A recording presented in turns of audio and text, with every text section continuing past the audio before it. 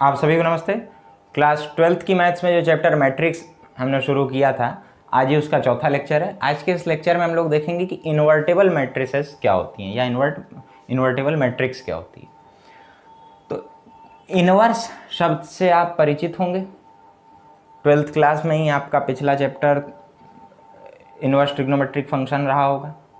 अभी हम उस पर नहीं पहुँचे हैं। हम लोग, अगर आप हमारे ही लेक्चर्स देख रहे हैं तो इन्वर्स ट्रिग्नोमेट्रिक फंक्शन हमने नहीं शुरू किया है, लेकिन क्लास 11th में डोमेन रेंज के क्वेश्चन कराते समय आपको हम जो रेंज निकालने के लिए फंक्शन का इन्वर्स निकालना सिखाते थे, उससे आप थोड़ा सा समझ सकते हैं कि इन्वर्स निकालना क्या है। या आप यूँ समझें कि एक टर्म है इन्वर्स, जैसे ट्रांसपोज था कि एक मैट्रिक्स ए है, उसका ट्रांसपोज ले रहे हैं तो उसके रो और कॉलम को पलट देते थे, वैसे ही यहाँ मैट्रिक्स का इन्वर्स ले रहे हैं। तो हर मैट्रिक्स जो है वो इन्वर्टेबल नहीं है। सबसे पहली शर्त तो ये है कि मैट्रिक्स को स्क्वायर होना चाहिए। स्क्वायर मैट्रिक्स का ही इन्वर्स निकाला जा सकता है, पहली चीज़। दूसरी कि ये भी जरूरी नहीं कि हर स्क्वायर मैट्रिक्स का इन्वर्स निकाला जा सके, ये आगे हम अभी देखेंगे नोट पॉइंट में। सबसे पहले आप देखें इन्वर्टेबल मैट्रिसेस क्या हैं।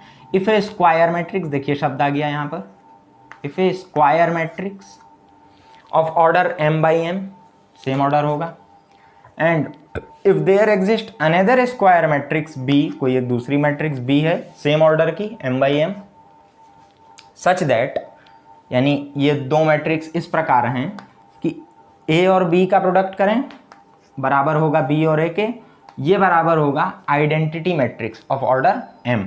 आइडेंटिटी मैट्रिक्स आप लोग जानते हैं 2 ऑर्डर की होगी तो ऐसी होगी 1 0 1। हाँ, ये क्या है, डायगोनल पे 1 1 है, बाकी सब 0 है। 3/3 होगा तो 1 0 0 0 1 0 0 0 1, इस तरह होगा। ये किसी m ऑर्डर की है, क्यों? क्योंकि यहाँ a और b दोनों m/m ऑर्डर की मैट्रिसेस हैं। तो कहने मतलब a b करेंगे आप या b a करें, दोनों बराबर रहेगा और बराबर आएगा इसके, तब then a is said to be invertible matrix. तब आप कहेंगे कि a जो है वो इन्वर्टेबल है, एंड साथ ही साथ b is called the inverse matrix of a, यानी b जो दूसरी वाली मैट्रिक्स है वो a का इनवर्स कहलाएगी। ठीक, और डिनोट करेंगे उसको a इनवर्स ऐसे, a के ऊपर पावर में -1 लगा करके। ठीक है, ये ध्यान दे रहे हैं ना, ये इनवर्स। दो नोट पॉइंट देख लीजिए। शर्त में आपको क्या याद रखनी है, ये वाली, A B is equal to B A is equal to identity matrix. ठीक, A B is equal to B A is equal to identity matrix. पहला, a rectangular matrix does not possess its inverse. Rectangular matrix जो है उसका कोई inverse नहीं निकाला जा सकता। If B is the inverse of A, जैसा हमने यहाँ देखा कि ये सेटिस्फाई कर रहा है और बी जो है उसका ए का इनवर्स है, तो अगर b a का इन्वर्स है तो हम ये भी कह सकते हैं कि a जो है वो b का इन्वर्स है। ठीक है, दोनों एक दूसरे के इन्वर्स होंगे। मेन शर्त आपको यहाँ क्या ध्यान रखनी है कि इसको ये सेटिस्फाई करना चाहिए, स्क्वायर मैट्रिक्स होनी चाहिए। ठीक, उसी पे बेस्ड एक एग्जांपल हमने लिया है, if a is equal to this and b is equal to this then find A B and B A. ठीक है, तो मल्टीप्लिकेशन ऑफ मैट्रिक्स आप जानते ही हैं, आराम से कर लेंगे। ए बी क्या आएगा देख लीजिए, इसकी रो इसकी कॉलम में करेंगे तो 4 - 3 ये आएगा, इसकी रो ये वाली कॉलम -6 + 6, ये वाली रो और ये कॉलम 2 और -2। हाँ, ये रो ये कॉलम -3 + 4। देखिए हम इसलिए इस तरह बता रहे हैं ताकि अगर किसी ने मल्टीप्लिकेशन ना भी पढ़ा हो तो वो सीधे यहाँ से देख ले। 4 - 3 करेंगे 1, -6 ये 0 0, -3 + 4 1। आइडेंटिटी मैट्रिक्स आ रही है। ठीक है, अब बी ए निकाल के देखते हैं। अच्छा, पॉसिबल तो है क्योंकि दोनों स्क्वायर मैट्रिक्स हैं, उसके लिए हमने चेक भी नहीं कराया आपको। देखिए इसका भी 2/2 ऑर्डर होगा, उसकी रो उठाएंगे इसके कॉलम में पटक देंगे। ठीक, तो ये हो जाएगा 4 - 3, उसी रो को दूसरी कॉलम में तो 6 - 6, दूसरी रो को पहले कॉलम में -2, हाँ -2 + 2। ठीक, इस रो को इस कॉलम में -3 + 4, देख लीजिए क्या आएगा, ये क्या आएगा 1 ये 0, ये 0, ये 1, ये भी आइडेंटिटी आ गई। मतलब हम यहाँ से निकाल सकते हैं कि A B is equal to B A is equal to identity matrix of order 2। ठीक है, ये सेटिस्फाई कर रहा है। इसका मतलब दैट इज कि A is equal to B, A inverse is equal to B and B inverse is equal to A. दोनों मैट्रिसेस एक दूसरे की इनवर्स हैं। क्यों? क्योंकि वो इस कंडीशन को सेटिस्फाई कर रही हैं। ठीक है भाई। हाँ देखें अभी यहाँ दो थ्योरम हमने लिया हुआ है। थ्योरम 1 क्या कहता है? Uniqueness of inverse. क्या है?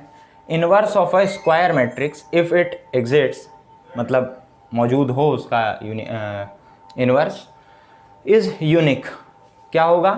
अगर किसी स्क्वायर मैट्रिक्स का, पहली बात तो इनवर्स हम स्क्वायर मैट्रिक्स का ले सकते हैं। स्क्वायर मैट्रिक्स का इनवर्स अगर एग्जिस्ट कर रहा है, अगर इनवर्स लिया जा सकता है, इनवर्स है, तो इसका कहना है कि इनवर्स यूनिक होगा। ऐसा नहीं कि हमने कोई एक ए मैट्रिक्स ली, इस तरह समझें, कोई एक ए मैट्रिक्स ली, उसका एक कोई दूसरी मैट्रिक्स बी वो इनवर्स है उसकी, यानी ए का इनवर्स बी है, और कोई एक और मैट्रिक्स है सी वो भी उसकी इनवर्स है। तो दो दो या तीन तीन, एक से अधिक कोई इनवर्स किसी एक मैट्रिक्स का नहीं हो सकता। उस मैट्रिक्स का इनवर्स हो सकता है, अगर मौजूद है तो वो यूनिक होगा। दो अलग अलग इनवर्स एक ही मैट्रिक्स के नहीं हो सकते। ये मतलब है इस थ्योरम का। पहले इसके मतलब को समझिए, तब आप प्रूफ कर पाएंगे। ठीक है, तो देखें किस तरह से हम प्रूफ करेंगे। तो आइडिया ये है कि हम पहले मान लेंगे, उल्टा चलेंगे, पहले मान लेंगे कि इसके दो इनवर्स हैं, एक मैट्रिक्स के दो इनवर्स हैं। उन दो इनवर्स को अगर हम प्रूफ कर दें कि ये दोनों मैट्रिक्स बराबर हैं, तो साबित हो जाएगा कि भाई इसका एक ही इनवर्स है ना। देखिए प्रूफ क्या है। लेट ए आई जे, इस तरह से एलिमेंट्स को लिखा जाता है, be a square matrix, square matrix of order m by m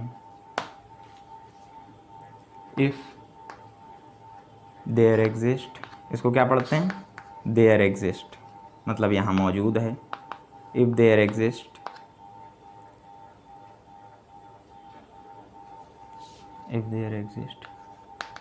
to matrices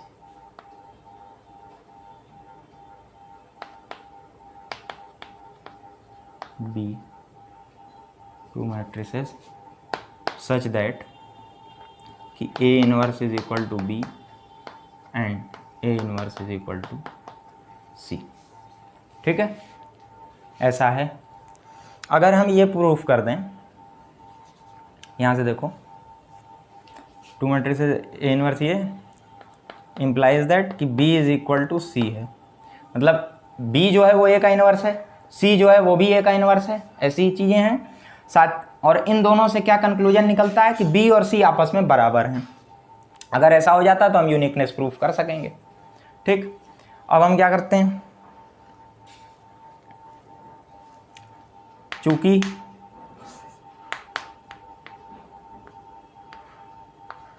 B is inverse matrix of A, इससे क्या आएगा? A B is equal to B A is equal to I, ये होना चाहिए। एंड चूंकि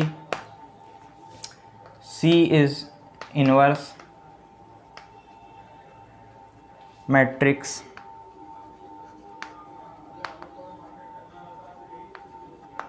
of A, इससे क्या आएगा कि A C is equal to C A is equal to I. ठीक है, अब देखो B को हम क्या लिख सकते हैं? B एक मैट्रिक्स है कोई, इसको हमें C के बराबर प्रूफ करना है। तो B बराबर हम क्या लिख सकते हैं? बी आई लिख सकते हैं। आइडेंटिटी मैट्रिक्स से मल्टीप्लाई करने पर उसको कोई फर्क नहीं पड़ेगा। ठीक है, लिख दिया। आई की जगह हम क्या लिख सकते हैं? AC लिख सकते हैं। थोड़ा सा सी को ज़रा पास लाओगे तब ना, कुछ इक्वल टू है कोई रिलेशन पाने के लिए तुमको सी को लाना तो पड़ेगा। तो आई की जगह हम क्या करें, ए सी ले आते हैं, ठीक है, बी ए सी, ठीक। अब आप देखें कि बी ए क्या है, बी ए इंटू सी ऐसे लिखा जा सकता है। बी ए क्या है, वो भी आई के बराबर है, तो ये आ गया आई सी। और किसी भी मैट्रिक्स में आइडेंटिटी मैट्रिक्स का मल्टीप्लाई करने पर वो मैट्रिक्स वही रहती है, तो ये आ गया इज इक्वल टू सी। इससे आ गया कि बी इज इक्वल टू सी।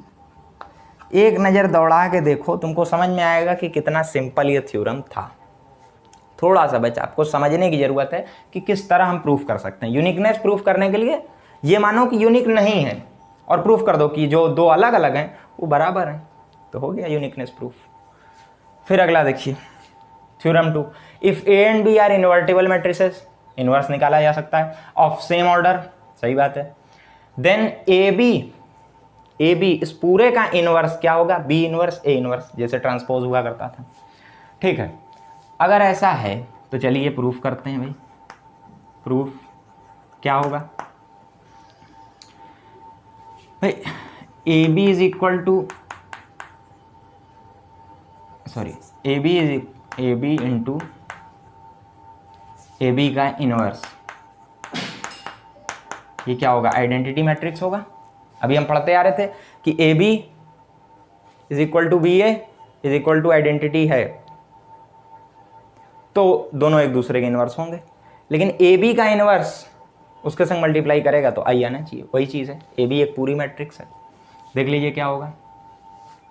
क्या कर सकते हैं हम, A B into A B inverse, और ये हम क्या करते हैं, ए इनवर्स का प्री मल्टीप्लिकेशन, प्री और पोस्ट समझिए, प्री पहले करते हैं, पोस्ट जो है उसके बाद होगा। प्री क्या है, मतलब इस तरफ जैसे हमने लिखा ए इनवर्स और फिर लिखा ए, ये हुआ प्री मल्टीप्लिकेशन, और ए लिखा और फिर लिखा ए इनवर्स, तो ये ए इनवर्स का पोस्ट मल्टीप्लिकेशन हुआ, ठीक है। अभी फिलहाल हम लोग प्री मल्टीप्लिकेशन कर रहे हैं ए इनवर्स का, तो दोनों साइड करेंगे, ठीक, प्री करेंगे तो ए इनवर्स आई, ठीक। यहां से क्या आ जाएगा कि A inverse A B A B A inverse, ठीक भाई। आई से मल्टीप्लाई करके कोई फर्क तो पड़ेगा नहीं। ए इनवर्स ए क्या हो जाएगा, आई, ठीक, और ए बी इनवर्स, ठीक। आई का होना ना होना एक बराबर है। अब हम क्या करते हैं, बी इनवर्स का प्री मल्टीप्लिकेशन करते हैं, तो B inverse B A B inverse B inverse A inverse. अब देखें आप, बी इनवर्स बी क्या हो जाएगा, आई के लिखने ना लिखने का कोई मतलब नहीं, तो हम उसको स्किप कर दे रहे हैं। और A B inverse is equal to B inverse A inverse, हो गया प्रूफ। देखो A B into A B inverse is equal to I, condition से जानते हैं। प्री मल्टीप्लिकेशन किया ए इनवर्स का, ए इनवर्स ए आई हो गया, आई के होने ना होने का मतलब नहीं, उसको छोड़ा। फिर प्री मल्टीप्लिकेशन किया बी इनवर्स का, टक टक टक, इधर भी करते रहोगे। इस बात का जरूर ध्यान रखना कि बराबर में यहाँ जो आई लिखा है उसमें भी आप ए इनवर्स बी इनवर्स ये सारी चीज़ें करते रहेंगे साथ साथ नहीं करोगे तो भूल जाओगे, अब भूल गए तो फिर गया, फिर अटपटाहट होगी कि ये क्यों नहीं A B inverse B inverse A inverse आ रहा है, ठीक है। आज हम लोगों ने यहाँ पर देखा कि इन्वर्टेबल मैट्रिक्स हम किसको कहते हैं, किस तरह से इन्वर्स निकाला जाता है, क्या कंडीशन होती है, एक क्वेश्चन किया, दो थ्योरम यहाँ किए, यूनिकनेस की बात की, और ए बी होल का inverse B inverse A inverse होता है, इसको याद भी रखिए, इसके प्रूफ को भी समझिए, ठीक है। ये थ्योरम पिछले एक थ्योरम आपको कराया था हमने, ठीक है। इन सारी चीज़ों को एक साथ रखिए। फिर मिलते हैं अगले लेक्चर में, फिर कुछ नया सीखेंगे, कुछ नया जानेंगे। तब तक के लिए आप सभी को धन्यवाद।